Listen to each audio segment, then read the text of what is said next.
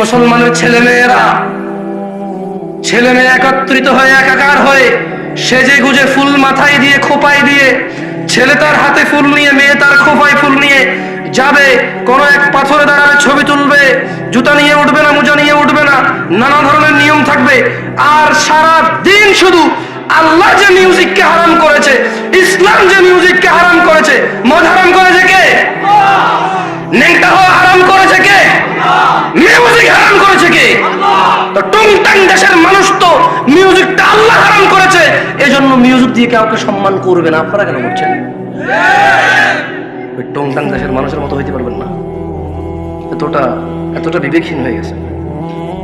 মানে বইতে লেখা থাকবে, কেউ একজন বলবে, আচ্ছা মৃত ব্যক্তি গান বাজালে সম্মান পায়, এটা কে বলছে ভাই?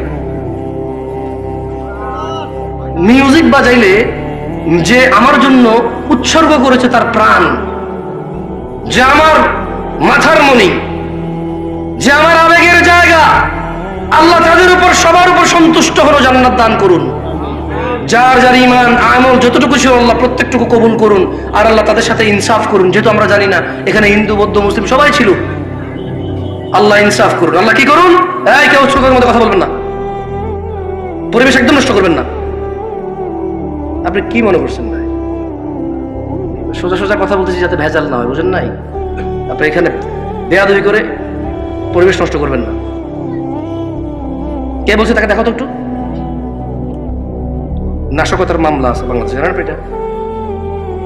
এদেশে কত মানুষ জেলখানা আছে শুধু নাশকতা। কি নাশকতা তাই জানে না। বেয়াদব যা দেখো, তোমার দাঁড়িয়ে নাই, মস্কারি করতেছো। মানে অনেক বড় মুসলমান, মাশাআল্লাহ, সুবহানাল্লাহ। ফজরই আসো নাই তুমি, লাস্ট কবে ফজর বসে তুমি নিজেই জানো না। আমি ভাই দেখেন, আমি অনেক বড় ফেরেশতা না, কেমন ওয়াল্লাহি মনে করছেন। এই 30 বছরের নিচে যাদের বসে উঠে দাঁড়াও তো, 30-এর নিচে যাদের বসে উঠে দাঁড়াও, 30-এর নিচে। তোরা আমার ছোট ভাই বরাবর, তো এই জন্য আমি রাগ করে কথা বলি। ইউটিউবে আবার যারা আমার দেখে তারা সহ্য করতে পারে, বলে যে এই লোক এমন করে। আরে আমার ছোট ভাই, আমি এদের শাসন করবো না? আমি এদের ভালোবাসি তো।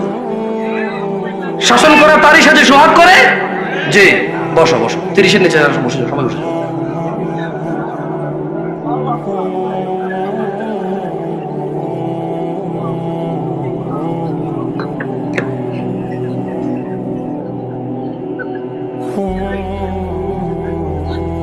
জেনে নাও ছোট ভাই, আমি তোমাকে ভালোবাসি। এখানে আমি অনেক বিষয় নিয়ে আলোচনা করতে পারি না, আমি অনেক জ্ঞানী বলছি না, তবে 2-4টা বিষয় আছে যেটা আমি করতে পারি। কিন্তু আমি আজকে এই কি বললেন গ্রামের নাম, রাজারহাটে, আজকে আমি আলোচনার বিষয়ে চয়েস করেছি এমন একটা বিষয়, যে বিষয় তোমাকে জান্নাত দিবেই দিবে তুমি পরোয়া করলে। কথা বলছিলাম, লুকমান তার ছেলেকে ওয়াজ করছিল, লা তুশরিক বিল্লাহ, আল্লাহর সাথে শরীক করিও না। ইন্না শিরকা লাযুলমুন আযীম, শিরক সবচেয়ে বড় পাপ।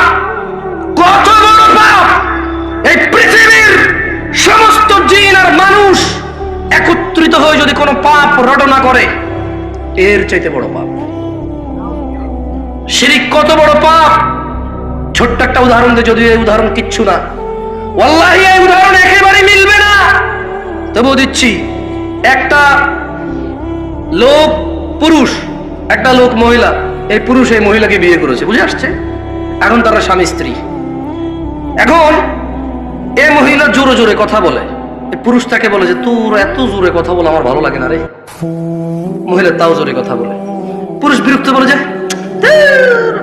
কোন পাপ করছে জীবনে, বিপদ গলায় পড়ছে। বাট মহিলাকে ঘর থেকে বের করে না। কি করে না? গায়ে হাত দেয় না, বিরক্ত হয়। ওর বউ পান খায়, বললো যে তুই এত অল্প বয়সে পান খাওয়া শুরু করে দিলি, এমনি এমনি চা বাঁচতে আমার বিচ্ছিরি লাগে দেখতে আমার। কিন্তু বউকেও তালাক দেয় না, বাপের বাড়ি পাঠায় না, গায়ে হাত তোলে না। ওর জন্য জামা কিনে, কাপড় কিনে, ওর জন্য সুন্দর সুন্দর চুড়ি কিনে, লিপস্টিক কিনে, আলতা কিনে। ওর বউটা ওর মায়ের সাথে বেয়াদবি করে। কি সুন্দর করে বোঝায়, তুই তো মা হয়েছিস, আমাদের তো বাচ্চা কাচ্চা আছে, আমার মারা বাপের একমাত্র পোলা আমি, আমার তো 2টা ভাই নাই যে আমি যদি খেয়াল না রাখি আরেক ভাইয়ের বউ খেয়াল রাখবে, একটু খেয়াল রাখ না, আমরা ভদ্র পরিবারের লোক, আমি যদি তোর গায়ে হাত তুলি এখন, তোর সাথে ঝগড়া করি, মানুষ কি বলবে? ছেলের মাও বোঝে যে পরিবারটা সম্মানী, এই জন্য ছেলের বউ যত কিছুই করুক অতটা মানে প্রতিক্রিয়া দেখায় না, মনে করে যে বোঝে না, অবুঝ, এরকম করে ছেড়ে দেয়। ও বউয়ের গায়ে হাত তোলে না, বাপের বাড়ি পাঠায় না, তালাক দেয় না। ছেলেটা প্রায় তার বউয়ের মোবাইল এঙ্গেজ পায়। যখনই বলে তোমার মোবাইল ব্যস্ত পেলাম কেন, বউ বলে যে খালার সাথে কথা বলতেছি, মার সাথে কথা বলতেছি, বোনের সাথে কথা বলতেছি। সে প্রায় এঙ্গেজ পায়, বিরক্ত হয়। ছেলেটা তার বউকে বলে তুমি ফেসবুক কেন চালাও, আমার পছন্দ না। তার বউ বলে যে চালাবো না। এরপরে বলে যে শুধু এই তো মাঝে মাঝে একটু স্ক্রলিং করবো, আমি কারোর মেসেজ টেসেজ দিই না। ছেলেটা প্রায় দেখে যে বউ ফেসবুক চালায়, সে বিরক্ত হয়, বউর গায়ে হাত তোলে না, বাপের বাড়ি পাঠায় না, তালাক দেয় না। হঠাৎ যদি এই ছেলেটা ঘরে এসে দেখলো তার বউয়ের বিছানায় অন্য পুরুষের সাথে বসে হয়ে আছে, এখন কি করবে সে?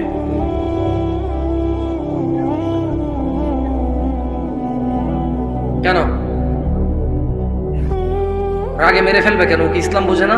ও তো মুসলমান ছেলের কথা বলতেছি। তুমি কোন ছেলে, তুমি কোন ধর্মের ছেলে? ইসলামে কোন মহিলা পুরুষ ধরা পড়ে গেলে মেরে ফেলার তোমার বিধান আছে? সরকার মারবে? কে মারবে? কে মারবে? বিবাহিত মহিলাকে পাথর মেরে মেরে রজম করবে কে? জেনাকারী। কে রজম করবে? কে রজম করবে? তুমি তো গায়ে হাত দিতে পারো না, তুমি ধর্ম বুঝো না। তো যটুক আছে ওটুক নিয়ে মস্করা করো, গজল গায়া গায়া।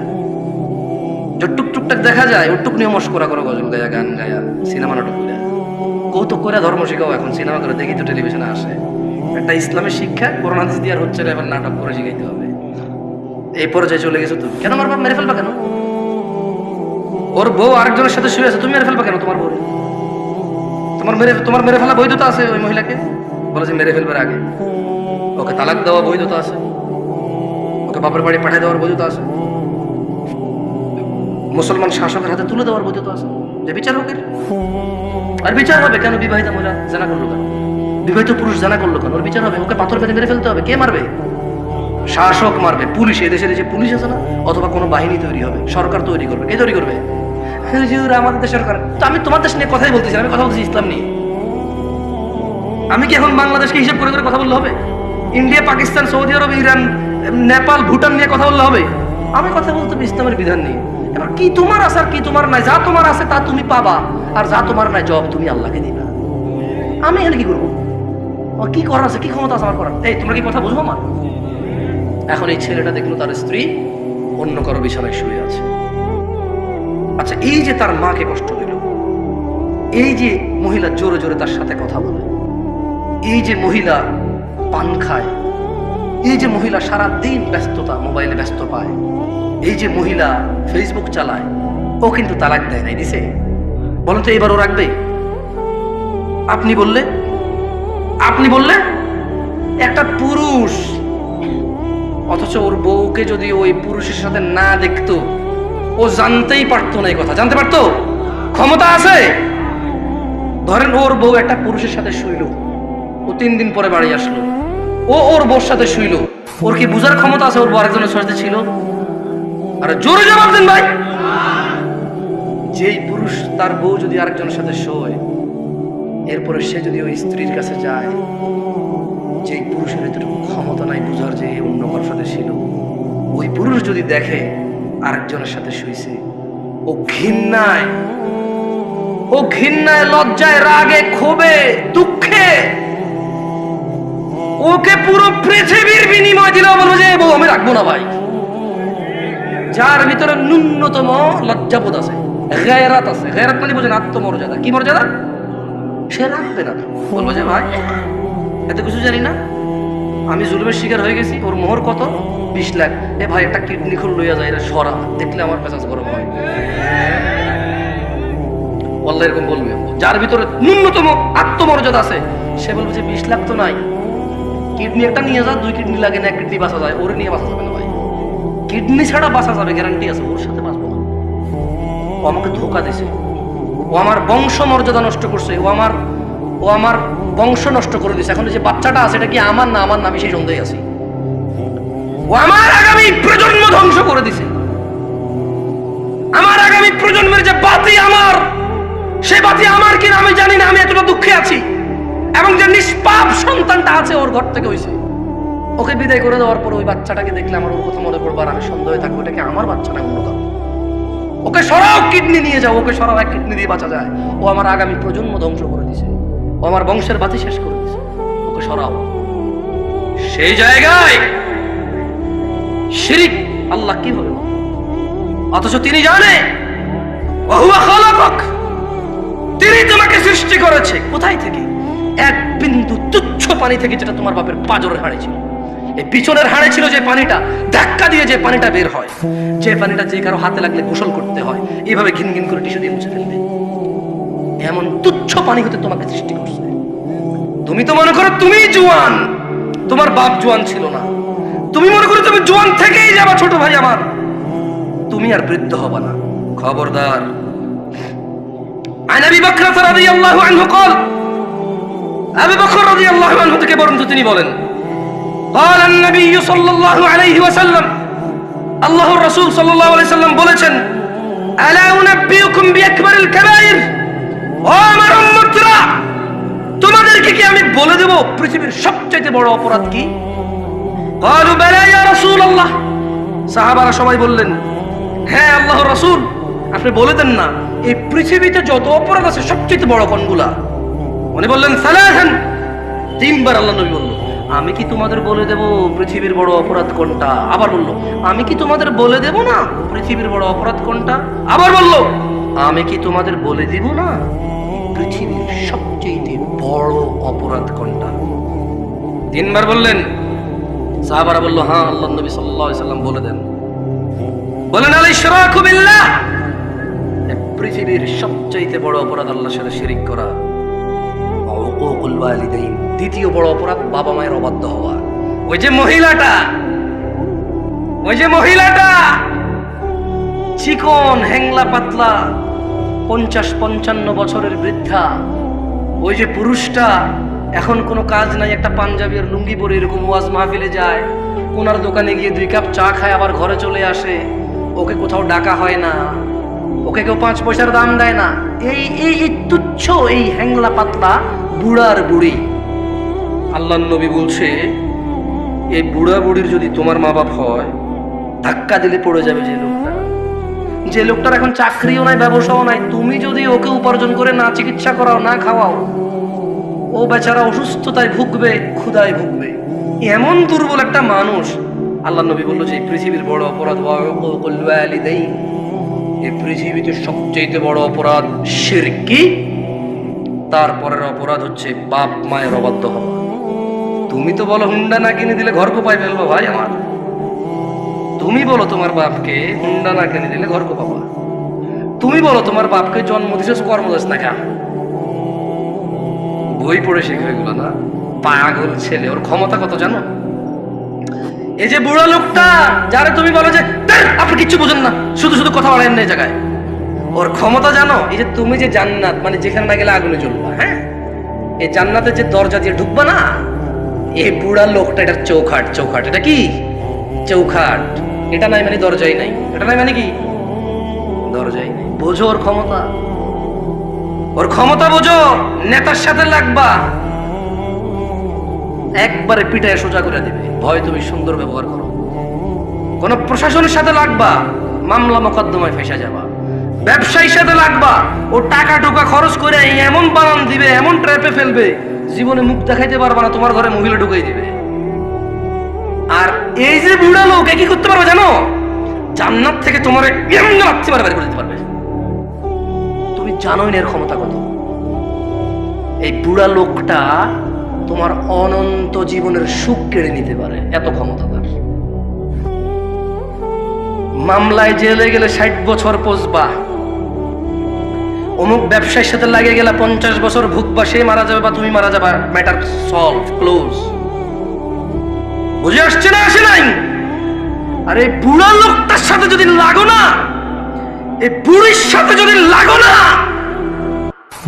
অনন্ত জীবন, যেখানে আর মৃত্যু হবে না, ফিনিশ। ধাউ ধাউ আগুন, নাজ্জাআতাল লিশ-শাওয়া, যে আগুন মানুষের চামড়া খসে দেবে, এমন আগুনে ঢুকে ও ফেলে দেবে। কে ফেলবে? এই বুড়া লোক, যারা তুমি 5 আনার দাম দাও না। আব্বা আমরা বড় ভাইরা এটা করছেন ওটা করছেন, আমার দেন নাই। আব্বা আমরা সবসময় ছোট বলার দিকে টানেন। আব্বা আপনি কি করছেন, অমুক দেখেন, তারপরে কি দিছেন, আপনি কি দিছেন। কার সামনে কথা বলো তুমি চেনোই নাই, তুমি কি করো নাই, চেনোই নাই। হ্যাঁ, ও হিন্দু হলো, তুমি বিশ্বাস করো তোমার বাপ যদি হিন্দু হয়, তোমার বাপ যদি বৌদ্ধ, খ্রিস্টান, ইহুদি, নাসারাও হয়, তুমি না তোমার আব্বা যদি বলে যে আল্লাহর সাথে শিরিক করে, বলতে বসে আব্বা এক আল্লাহ ছাড়া করে, আব্বা আমার জোর করে ইব্রাহিম আলাইহিস সালাম একজন নবী, খলিলুল্লাহ, রাসূল, সুবহানাল্লাহ। উনি মিথ্যা কথা বলছে, চিন্তা করেন। তারপর বাপের সাথে বিয়ে করতে পারে নাই। বাপে বলছে যে ইব্রাহিম আসো আমরা পূজা করি। ইব্রাহিম আলাইহিস সালাম হঠাৎ করে বলেছে আব্বা আমার খুব খারাপ লাগতেছে। কি লাগতেছে? আব্বা আমি অসুস্থ ফিল করতেছি, আমার যাইতে ভালো লাগতেছে না। বাপ বললো যে ঠিক আছে, যেহেতু অসুস্থতা ফিল করতেছে বাদ দাও। ওহি পাঠায় কে? উনি খলিলুল্লাহ, আল্লাহর বন্ধু। কার বন্ধু? আল্লাহর বন্ধু। ওনার ওরস মানে ওনার জন্মে একটা ছেলে আসছে যার পানি লাগতো, কান্নাকাটি করতেছিল। সুবহানাল্লাহ, আল্লাহ জমজম দিয়ে দিছে ওখানে। কি দিছে? মানে ইব্রাহিম আলাইহিস সালাম কে ভাই? ছোট ভাই আমার, তুমি ইব্রাহিম আলাইহিস সালামের পরিচয় জানো? আরে না, তুমি জানো না তো। আরে তুমি জানো না ইব্রাহিম আলাইহিস সালাম কি কে? উনি ওনার স্ত্রী আর সন্তানকে রেখে মরুভূমিতে চলে গেছে। আল্লাহ খলিল ইব্রাহিম আলাইহিস সালাম আল্লাহর বন্ধু, বন্ধুর বউ বাচ্চা কষ্ট পাচ্ছে, আল্লাহ ওখানে জমজম দিল। তো জমজমের পানির গুণাগুণ কি? এতে খাদ্যও আছে, পানিও আছে। মানে তুমি কলা খেলে যেরকম খাদ্য হয়, ভাত খেলে যেরকম খাদ্য হয়, পানি খেলে যেরকম 30টা মিনিটে পানি হয়, জমজমের পানিতে খাদ্যের গুণাগুণও আছে, পানির গুণাগুণও আছে। বুঝছো? মানে কারণ তো মরুভূমি তো কিচ্ছু নেই, তুমি পানি খেয়ে বেঁচে থাকতে হবে। সুবহানাল্লাহ, এত ভালোবাসে আল্লাহ ইব্রাহিম আলাইহিস সালামকে। এত ক্ষমতাবান মানুষ, এত ক্ষমতাবান মানুষ। বাপ বললো যে চলো পূজা করবা। আব্বা খুব খারাপ লাগতেছে। বললো যে আরে আমার ছেলেটা খারাপ লাগতেছে। আচ্ছা ঠিক আছে যাও। বুঝছো?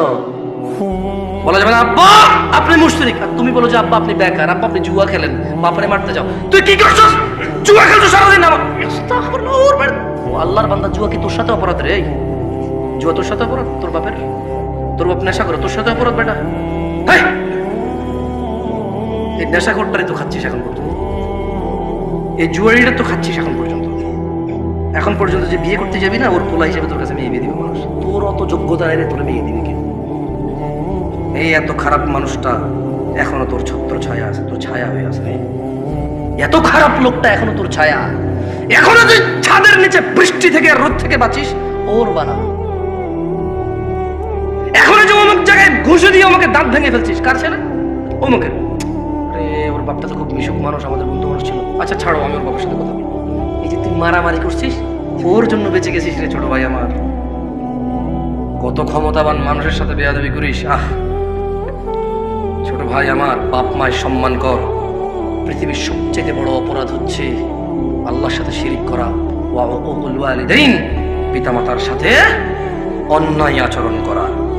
যাই হোক, ওয়াজালাসা ওয়া কানা মুত্তাকিয়ান ফাকাল, আল্লাহর নবী হেলান দেওয়া ছিল। দুইটা অপরাধের কথা বলবো, একটা কি? একটা কি? আরেকটা কি? তৃতীয় একটা অপরাধের কথা বলতে গিয়ে ওয়াকানা ওয়াজালাসা ওয়াকান, উনি এভাবে হেলান দিয়ে বসা অবস্থায় এই দুইটা বলছে। কিভাবে হেলান দেওয়া অবস্থায়? যে কোনো ভাবে উনি হেলান দেওয়া ছিল, ঠিক আছে? তো এরপরে উনি হেলান থেকে উঠে গেছেন, উঠে গিয়ে বললেন আলা ওয়া কাউলু জুর, মিথ্যা সাক্ষ্য দেওয়া। কি সাক্ষ্য দেওয়া? কি সাক্ষ্য দেওয়া? কি সাক্ষ্য দেওয়া? এই দেশে একজন লোকের জেল হয়ে গেছে, খারাপ মানুষ ছিল বলে। ওই সাক্ষীকে পরে ধরার পরে বললো যে আমি দেখি নাই। দেখেন, পৃথিবীর সবচেয়ে বড় অপরাধ শিরক, তারপরে বাপ মা। আল্লাহ নবী হেলান দিয়ে বলছেন দুইটা কথা। এরপর তিনি সাডেনলি হেলান থেকে উঠে গেছেন, উঠে গিয়ে বললো যে আলা আলা ওয়া কাউলু জুর, এবং মিথ্যা সাক্ষ্য দেওয়া। قال فما زال يكررها حتى قلنا ليت له سكت। আল্লাহর নবী হেলান দিয়ে উঠছে, ছোট ভাই আমার মিথ্যা সাক্ষী দিস না, বোন আমার মিথ্যা সাক্ষী দিও না। আল্লাহর নবী হেলান থেকে উঠে গিয়ে বলল মিথ্যা সাক্ষী দেওয়া, মিথ্যা সাক্ষী দেওয়া, মিথ্যা সাক্ষী দেওয়া, মিথ্যা সাক্ষী দেওয়া, মিথ্যা সাক্ষী দেওয়া। সাহাবারা সবাই বললেন ওহো, উনি বলতেই ছিলেন, বলতেই ছিলেন, বলতেই ছিলেন। আমরা সবাই ইতস্তত বোধ করলাম যে আহা, এইবার যদি আল্লাহ নবী একটু চুপ করতো, এইবার যদি আল্লাহর নবী একটু নীরব হইতো, এই মিথ্যা সাক্ষ্য দেওয়ার কথা উনি বলতেছিলেন, রিপিট অ্যাগেইন।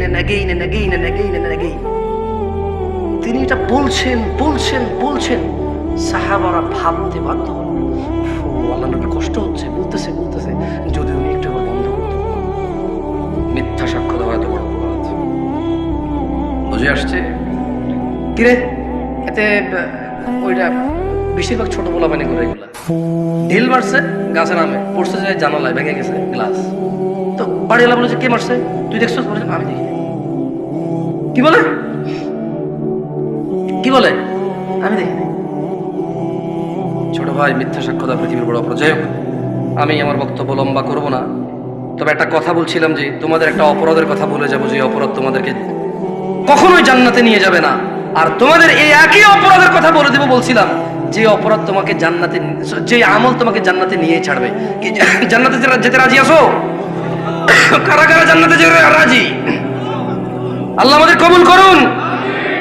শোনো আমার ভাইরা, যে অপরাধ ক্ষমা হবার নয়, দেখো ওই যে বললাম দুর্নীতি, চাঁদাবাজি, মিথ্যা, বহুত কিছু অপরাধ আছে, একটা অপরাধ ক্ষমা হবে না। আল্লাহ বলছে ইন্নাল্লাহ, নিশ্চয়ই আল্লাহ, লা ইয়াগফির, ক্ষমা করবে না, আইয়ুশরাকা বি, যে আল্লাহর সাথে শিরিক করে, ওয়া ইয়াগফির, ক্ষমা করে দেবে, ক্ষমা করে দিতে পারে, ক্ষমা করবেন ওনার ইচ্ছা, মা দুনা যালিক, পৃথিবীতে যত অপরাধ আছে, লিমান ইয়াশা, ওনার ইচ্ছা, যে কোনো যত খুশি অপরাধ মাফ করবেন, শিরিক ছাড়া। ওয়া মান ইউশরিক বিল্লাহ, যে আল্লাহর সাথে শিরিক করলো, ফাকাদ দাল্লা দালালান বাঈদা, সে সবার চাইতে বেশি পথভ্রষ্ট হলো। দ্বীনি ভাইরা, তাওহীদের দিকে ফিরে আসুন। আল্লাযীনা আমানু ওয়া লাম ইয়ালবাসু ঈমানাহুম বিযুলমিন উলাইকা লাহুমুল আমন ওয়া হুম মুহতাদুন। হিদায়াত প্রাপ্ত কেউ নয় এই পৃথিবীতে, কোন মোল্লা, মুন্সি, গাজী, হাজী, মুফতি, মুহাদ্দিস, সাধারণ অসাধারণ, পুরুষ নারী, ধনী দরিদ্র, কেউ হিদায়াত প্রাপ্ত নয় ওই ব্যক্তি ছাড়া। আল্লাহ বলছে যারা ঈমান আনছে। কি আনছে? এরপরে বললেন যে এবং তাদের ঈমানের সাথে শিরককে যুক্ত করে নাই। দেখছেন, সূরা ইউসুফে বলছে ঈমান আনার পর শিরক করে, রাইট? সূরা ইউসুফে কি বলছে? ঈমান আনার পর। এ দেখেন, এই যে এটা কি সূরা আল আনামের 83 নম্বর আয়াত, এখানেও সেম কথা বলতেছে। তার মানে মুসলমান হওয়ার পরেও মানুষ শিরক করার সম্ভাবনা, মুসলমান হওয়ার পরও শিরক করার কি?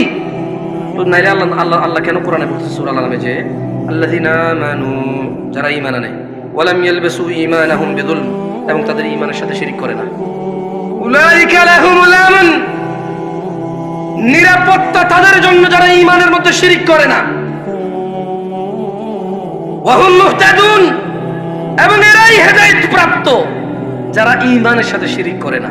দ্বীনি ভাইরা, আমি বক্তব্য লম্বা শেষ করে চলে যাবো, অনেক দূরে যাবো, আপনারা অনেক দূর থেকে আসছেন। দেখেন, শিরিক যদি না বুঝে আসে আপনার, আমি আপনাকে আবারও একটা হাদিস, কয়টা হাদিস? একটা হাদিস আমি আপনাকে পড়ে শোনাই, এখান থেকে বিদায় নিতে চাই।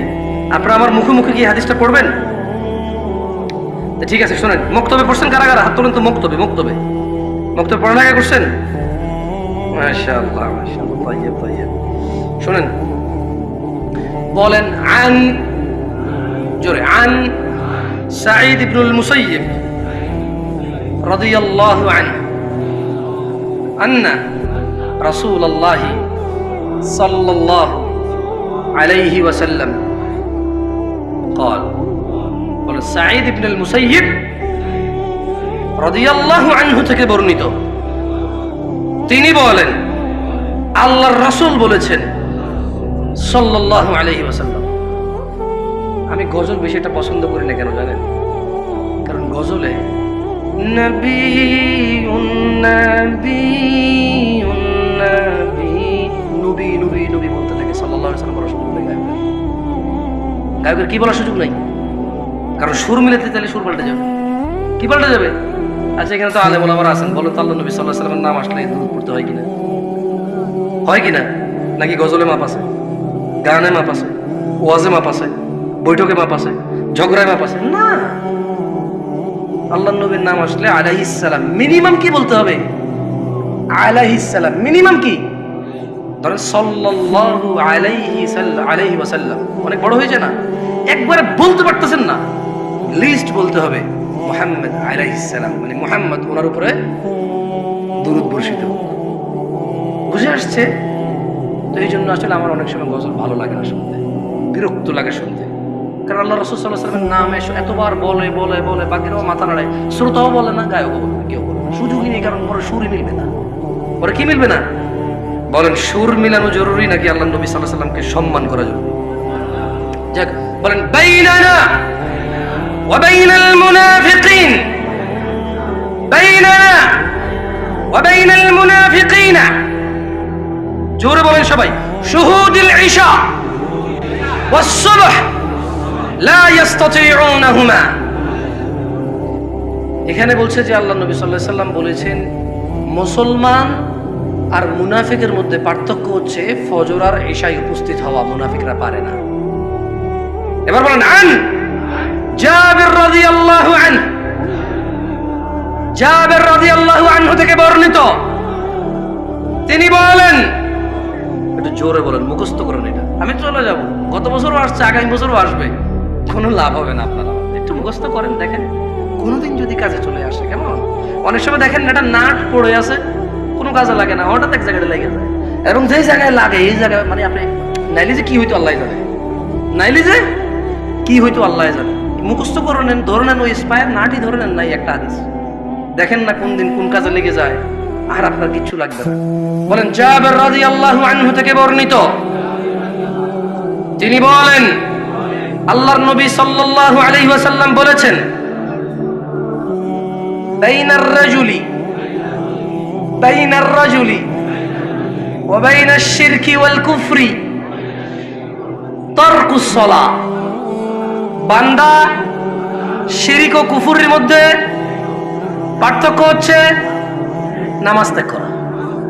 এখন আপনারা শিরক, কুফরি, মুনাফিকি এগুলোর কি পরোয়া করবেন আপনাদের ব্যাপার। তবে একটা আয়াত পড়ে বিদায় নিব, ভালো হয়ে যাও যুবক, ছোট ভাই আমার। তোমার আব্বা জওয়ান ছিল, দেখো বুড়ো হয়ে গেছে, তুমি হয়ে যাও। বেঁচে থাকলে বুড়ো হওয়া সাথে তুমি মরতে পারবো না। যদি বেঁচে থাকো 50, 60, 70, 80, তো বুড়া হয়েই যাবা, এই চামড়া ভাঁজ হয়েই যাবে, এই যৌবন থাকবে না, থাকবে না চিরকালেই দাপট আর নেতৃত্ব আর ব্যবসা বাণিজ্য, সম্পদ, গ্রহণযোগ্যতা চিরকাল থাকবে না। ভালো হয়ে যাও ভাই আমার। আচ্ছা হুজুর, আমার বয়স 50, এক ওয়াক্ত নামাজও পড়ি না জুমা ছাড়া। হুজুর, আমার বয়স 40, জুমা ছাড়া কোনো নামাজ পড়িনি, ঈদ ছাড়া। আরেকজন বলেছে, ভাই আমি কত জেনা করেছি জানেন, কত নেশা করেছি জানেন, আজকের দিনে আমার সলিউশন কি? আমার বয়স 50, কোনো নেকি নাই। সুসংবাদ, সুসংবাদ, কি আল্লাহ পাইছে। আমি মাঝে মধ্যে চিন্তা করি, আল্লাহ এত দয়ালু না হলে, আল্লাহ এত দয়ালু না হলে আমরা পৃথিবীতেই শেষ হয়ে যেতাম। আল্লাহ তাআলা কোরআনে বলছেন, মনোযোগ দিয়ে শোনেন, ইল্লা মান তাব, ও চোরের দলেরা, ও জানাখোররা, ও নেশাগ্রস্তরা, ও অত্যাচারীরা, ও জালেমরা, ও ইসলাম বিদ্বেষীরা, ও আল্লাহ দ্রোহিতারা, ও আল্লাহ দ্রোহীরা, ইল্লা মান তাব, সুযোগ, সুযোগ, মহা সুযোগ, অফার, অফার, বিশাল অফার। ও কি ঘোষণা আল্লাহ! অতঃপর যেই ব্যক্তি অন্যায়, চুরি হোক, যা হোক, নেশা হোক, জেনা হোক, যে কোনো অন্যায় হোক, ইল্লা মান তাব, অন্যায় যত হোক, যে ব্যক্তি অন্যায় থেকে তওবা করলো, ফিরে আসলো, ওয়া আমানা, আল্লাহর প্রতি ঈমান আনলো, ওয়া আমিলা আমালান সালিহা, অপরাধ জমিন থেকে আসমানের মেঘমালা, অপরাধ জমিন পরিপূর্ণ হয়ে আছে, অপরাধ সাগরের অতুলনীয় জায়গায় পৌঁছে গেছে। আল্লাহ বলছে, খালি ফিরে আয় রে, তোর অপরাধ কতটুকু অপরাধ, তোর ফিরে আয়, মাপ চা, ঈমান আন, ভালো কাজ কর। তোর বয়স তো 70 হয়ে গেছে, 35 হয়ে গেছে, 40 হয়ে গেছে, ডেলি একটা মেয়ের সাথে শুয়েছি, ডেলি 2 লিটার মদ খাইছি, আল্লাহ ফিরে আসলে হবে? আল্লাহ বলছে, আরে শোন, যদি তুই ফিরে আসস, ঈমান আনস, ভালো কাজ করস, এগুলো তোর গুনাহ পৃথিবী সমান, ফাউলাইকা ইউবাদদিল, আল্লাহ তোর গুনাহ এগুলাকে মাপ তো করবে, সব গুনাহকে ইউবাদদিলুল্লাহ সাইয়্যাতিহিম হাসানাত, তোর সব গুনাহকে, তোর নেকি নেই, তুই বয়স কম মরে যাবে কিছুদিন পরে, বা তুই জানিস না 20 বছর বয়সে মরতে পারিস, তোর তো আমল নাই, তো তোর সব গুনাহকে আমি আল্লাহ নেকিতে পরিবর্তন করে তোর নেকির পাল্লা দিয়ে দেবো। আল্লাহ, এটা কোনো হাদিস না যে আপনি জাল বলবেন, এটা কোনো হাদিস না আপনি দয়ীফ বলবেন, এটা কোনো হাদিস না আপনি তর্ক বিতর্কে লেগে যাবেন।